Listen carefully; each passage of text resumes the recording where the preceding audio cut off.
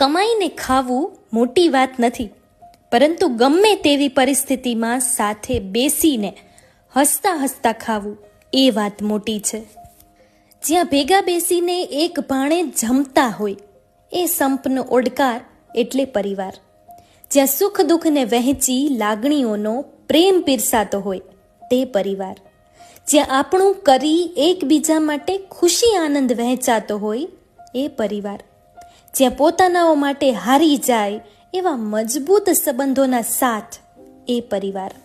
ગ્રુપમાં પરિવાર હોય તો આનંદ આવે છે, પણ જ્યારે પરિવારમાં ગ્રુપ થઈ જાય ને ત્યારે બહુ તકલીફ થાય છે. ચારે બાજુથી થતા હોય વાર પર વાર તોય સાથે ઊભો રહે ને એનું નામ પરિવાર.